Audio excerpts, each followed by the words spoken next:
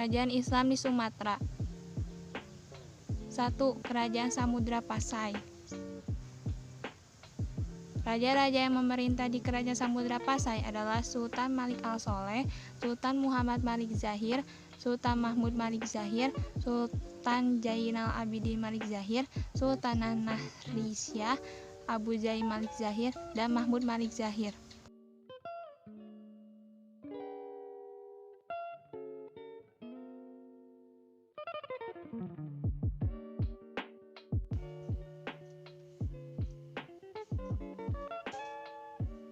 Dua. Kerajaan Aceh.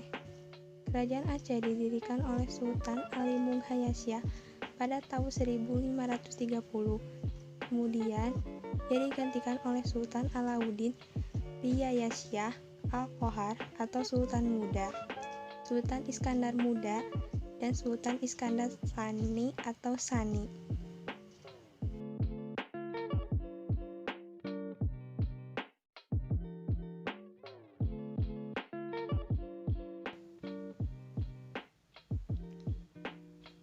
Kerajaan Islam di Jawa. 1. Kerajaan Demak. Demak berdiri pada tahun 1500 sebagai sebuah kerajaan yang terletak di daerah Bintoro, dekat muara sungai Demak.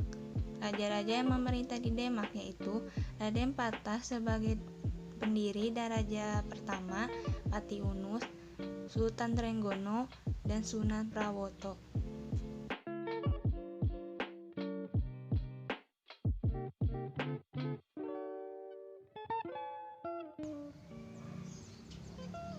Dua. Kerajaan Mataram Islam. Mataram berdiri pada tahun 1586 dengan raja pertamanya, Sutawijaya, yang bergelar Panembahan Senopati. Setelah ia wafat pada tahun 1601, dimakamkan di Kota Gede, Yogyakarta, pemerintahan dilanjutkan putranya yang bernama Mas Jolang atau Raden Mas Rangsang atau Sultan Agung. Mataram mencapai kejayaan pada masa Sultan Agung.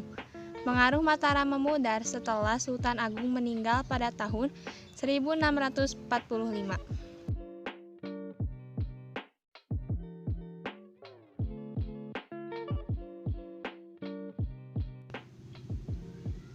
Kerajaan Islam Cirebon. Asal-usul nama Cirebon terdapat dua pendapat. Pertama, menurut Babat, Cirebon disebut bahwa Cirebon berasal dari kata ci dan rebon atau udang kecil. Nama tersebut berkaitan dengan kegiatan para nelayan di Muara Jati, Dukuh, Pasambangan, yaitu membuat terasi dari udang kecil atau rebon. Kedua versi lain yang diambil dari Kitab Nagara Kertabumi menyatakan bahwa Cirebon adalah perkembangan dari kata caruban yang berasal dari istilah Sarumban yang berarti pusat percampuran penduduk. Pendiri kerajaan Cirebon adalah Walang Sungsang, namun tokoh yang berhasil meningkatkan statusnya menjadi sebuah kerajaan adalah Syarif Hidayatullah atau Sunan Gunung Jati. Ia merupakan keponakan sekaligus menggantikan Pangeran Cakrabuana sebagai penguasa Cirebon. Dialah pendiri dinasti Raja-Raja Cirebon dan kemudian juga Banten. Sepeninggalan Patihillah, karena tidak ada calon lain yang layak menjadi raja, tahta kerajaan jatuh kepada Pangeran Emas, yaitu putra tertua Pangeran Dipati Cirebon atau cicit Sunan Gunung Jati. Pangeran Emas kemudian bergelar Panembahan Ratu I dan memerintah Cirebon selama kurang lebih 79 tahun hingga tahun 1649. Saat kepemimpinan Sultan Ageng Tirtayasa, Kesultanan Cirebon dibagi dua, yaitu Kasepuhan dan Kanoman. Pangeran Martawijaya diangkat menjadi Sultan Keraton Kasepuhan dan memerintah hingga tahun 1703. Adapun Pangeran Kartawijaya diangkat menjadi Sultan Keraton Kanoman dan memerintah hingga tahun 1723.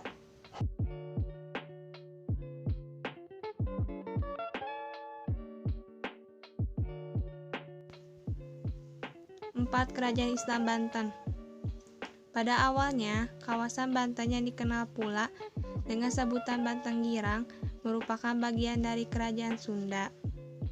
Kedatangan pasukan Kerajaan Demak di bawah pimpinan Maulana Hasanuddin ke kawasan tersebut, selain untuk memperluas wilayah juga sekaligus menyebarkan dakwah Islam. Kemudian dipicu oleh adanya kerjasama Sunda-Portugis dalam bidang ekonomi dan politik. Hal ini dianggap dapat membahayakan kedudukan Kerajaan Demak selepas kegagalan mereka mengusir Portugis dari Malaka tahun 1513 atas perintah Sultan Trenggono. Maulana Hasanuddin bersama Fatihillah melakukan penyerangan dan penaklukan pelabuhan Kelapa sekitar tahun 1527, di mana waktu itu masih merupakan pelabuhan utama dari Kerajaan Sunda. Masa Sultan Ageng Tirtayasa bertahta 1651 sampai 1682 dipandang sebagai periode kejayaan Banten. Di bawah kekuasaannya, Banten memiliki armada yang mengesankan. Dibangun berdasarkan contoh Eropa, serta telah mengupah orang Eropa bekerja pada Kerajaan Banten. Dalam mengamankan jalur pelayaran, Banten juga mengirimkan armada lautnya ke Sukadana atau Kerajaan Tanjung Pura, sekarang di Kalimantan Barat, dan menaklukkannya pada tahun 1661. Pada masa ini, Banten juga berusaha keluar dari tekanan yang dilakukan oleh VOC yang sebelumnya telah melakukan blokade atas kapal-kapal dagang menuju Banten.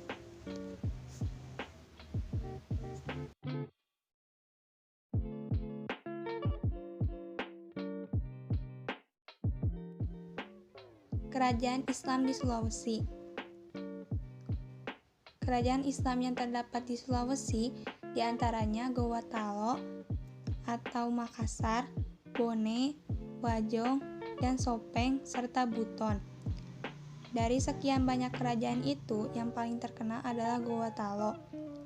Pada awalnya di daerah Gowa terdapat 9 komunitas yang dikenal dengan nama Bate Salapang atau 9 bendera, yaitu Tombolo, Lakiung, Parang-Parang, Data, Agang Jene, Saumata, Isei, Sero, dan Kalili, yang kemudian menjadi pusat kerajaan Gowa.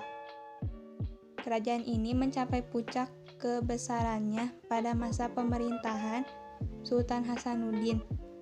Atas keberanian Sultan Hasanuddin melawan Belanda, mereka memberikan julukan kepadanya sebagai ayam jantan dari timur.